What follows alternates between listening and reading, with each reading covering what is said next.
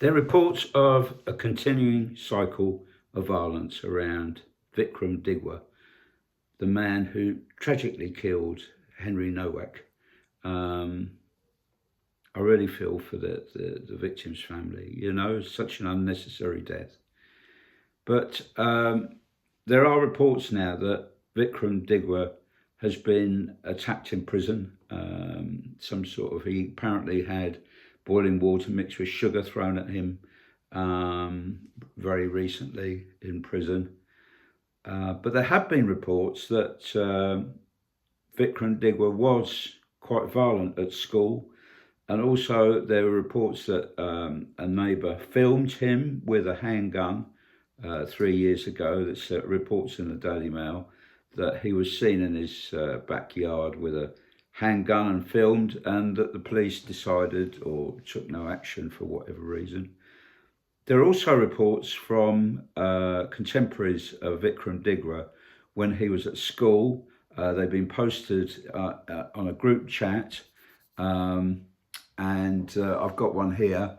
It says that he brought weapons into school just to show off: tasers, his knives, and probably the one he used for this murder, brass knuckle dusters.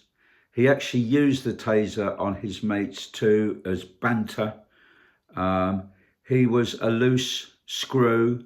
When the teacher left the room, he'd throw chairs literally across the room with no care for who was in the way. He stapled my unsuspecting mate's arm in class, jabbed random people with compasses to get reaction out of them. He said, you just need to look at him the wrong way and he'd get you in a headlock. Quite frightening, really, and it's quite worrying how people grow up in the UK these days.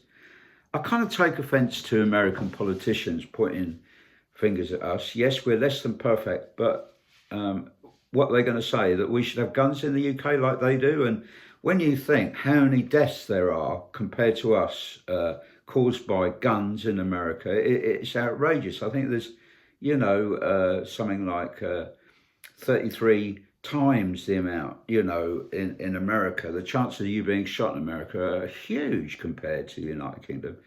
So, I must say, I had a look at Sir Gareth Southgate's documentary, and I really like his approach to this issue.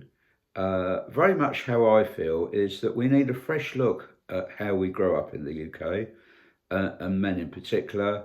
The current ways probably are not really fit for purpose, and Gareth Southgate proposes a number of positive changes, or that we at least try certain things. And I would add, he talks about transition in life, and I think one important transition is between primary school and secondary school.